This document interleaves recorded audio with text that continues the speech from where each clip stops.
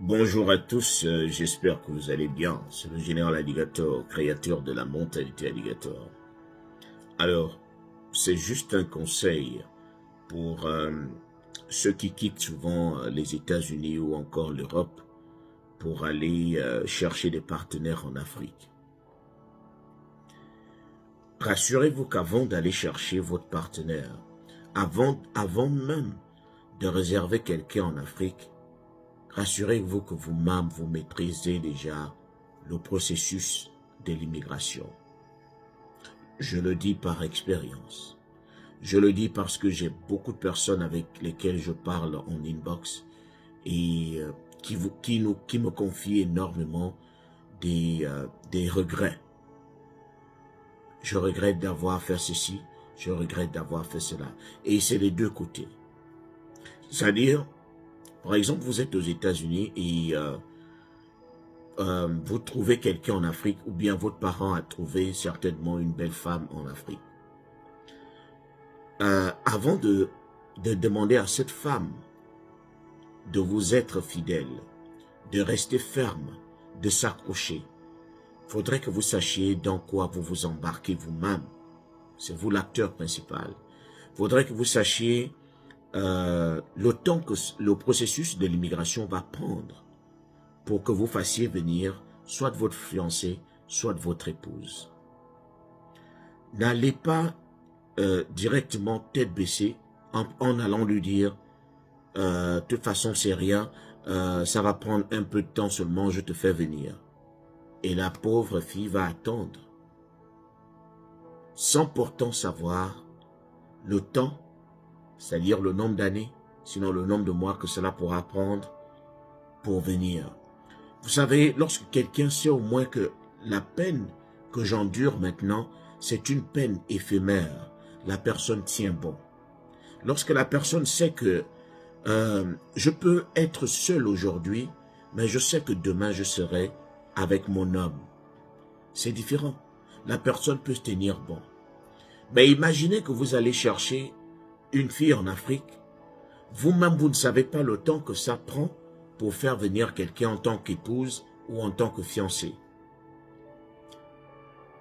Peut-être que ça va prendre 1 an, peut-être que ça va prendre 2 ans, et soyez sincère avec la personne. Moi, je vous conseillerais même de donner une autre marge, c'est-à-dire si le processus prend par exemple 1 an et demi, vous lui dites ça va prendre 2 ans, parce qu'il peut arriver qu'il y ait quelques retards. Et lorsque vous allez discuter avec votre petite amie ou votre femme, ou encore, disons que vous ne l'avez pas encore épousée, vous allez la courtiser. Lorsque vous allez parler avec elle, demandez-lui si elle est capable de supporter le temps que cela va prendre. De peur que demain, qu'elle vous dise, je ne savais pas que ça devait être aussi long. Et je vous l'ai dit, lorsque quelqu'un sait que, lorsque quelqu'un connaît la date de son issue, la date où tout ira bien, il peut supporter. Si on vous dit aujourd'hui, par exemple, vous avez tellement faim, si on vous dit que vous allez manger le lendemain matin, cette faim-là ne pourra pas vous terrasser, parce que vous avez déjà de l'espoir.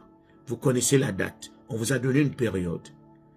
Mais imaginez, vous allez voir quelqu'un qui va dire, ok, je m'embarque, et la personne va rester là 1 an, 2 ans, 3 ans. Et n'allez pas réserver des femmes en Afrique si vous savez très bien qu'ici, vous-même, vous n'êtes même pas encore sur le chemin d'obtenir les papiers. N'allez pas dire à la pauvre fille ou au pauvre gars de patienter, que vous viendrez la chercher si vous-même, vous cherchez encore. Je ne sais pas si on se comprend. Je ne sais pas si on est sur le même diapason. Je me dis qu'avant d'aller parler à la fille de quelqu'un, je dois d'abord la rassurer. Lui dire, voilà ce que je te propose. Moi-même, je suis déjà, par exemple, j'ai déjà la carte verte. Ou bien j'ai déjà lancé le processus et je sais que ça va marcher. Est-ce que tu peux patienter? Parce que c'est très difficile, la relation à distance. Ce n'est ni facile pour vous-même qui êtes ici, ni facile pour la personne qui est au pays. Et vous savez que la personne qui est au pays passe par des moments difficiles. C'est-à-dire, vous pouvez lui envoyer de l'argent, mais cet argent-là ne pourra pas facilement combler votre absence. Lorsque les fêtes de Noël arrivent, vous n'êtes pas là. Lorsque les fêtes de bonne année arrivent, vous n'êtes pas là. Lorsque la fête de Saint-Valentin arrive, vous n'êtes pas là et elle voit les autres partir en couple.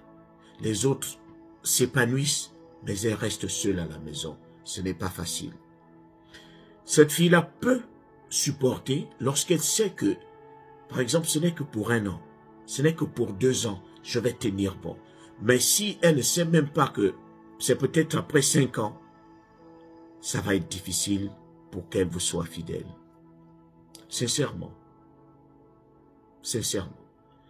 C'est à vous de connaître la période et de lui dire, voilà, est-ce que tu peux supporter? C'est-à-dire, sans que tu ne fasses quelque chose qui va nous entraîner à la séparation. Est-ce que tu es sûr que tu pourras rester 2 ans sans pourtant réclamer ton intimité, c'est-à-dire sans pourtant vouloir aller avec quelqu'un en intimité? Est-ce que tu es sûr que tu pourras supporter? Si elle dit qu'elle est sûre, au moins, tu as déjà sa parole. Le jour où elle va enfreindre cette loi, eh ben, tu auras des raisons pour ne pas l'embarquer ici. Parce qu'elle savait ce à quoi elle s'attendait. Elle savait ce qu'elle faisait. Elle connaissait la période. Parce que je ne vois pas utile un homme quitter les États-Unis où il y a toutes sortes de femmes pour aller chercher sa femme en Afrique et aller chercher une femme qui est promiscuous, c'est-à-dire qui ne sait pas garder ses cuisses fermées. Moi, je ne vois pas.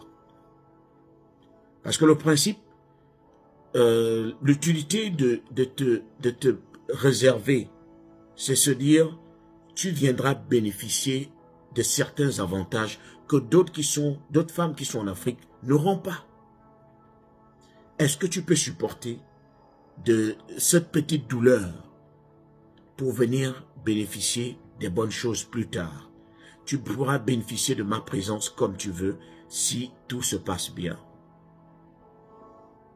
Et aux femmes qui sont en Afrique, je sais que venir aux États-Unis, c'est la première idée. Lorsque vous entendez, lorsqu'un dragueur arrive et qui vous dit qu'il est aux États-Unis, parfois vous ne réfléchissez plus, parfois vous ne regardez plus à gauche ni à droite. Vous vous dites, ce sont les États-Unis, je m'embarque. Il faudrait que toi également, que tu saches la période que tu dois attendre.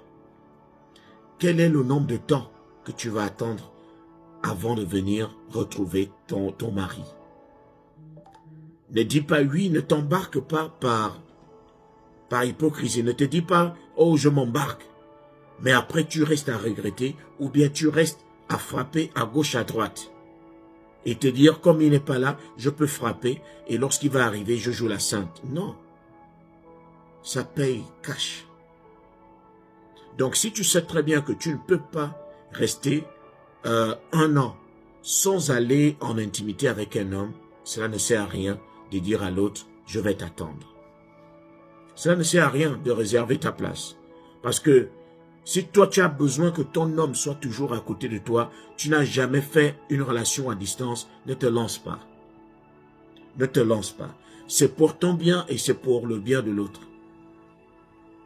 Et puis, tu dois aussi parler franchement avec ton partenaire. Lui demander exactement ce qu'il fait ici. Pour que tu ne t'embarques pas, lorsque tu vas arriver, tu découvres qu'il n'a même pas de papier ou bien il dort même dans la chambre, il est en colocation dans une même chambre. Non. Tu dois venir en sachant très bien que certaines conditions sont déjà réunies. Est-ce que tu es sûr que toi-même tu as déjà ta vie en main?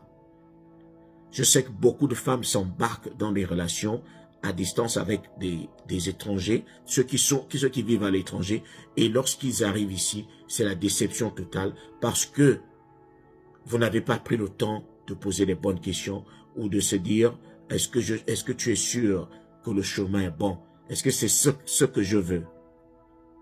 Et rassurez-vous que celui qui vient vous chercher a aussi réservé une place pour vos rêves.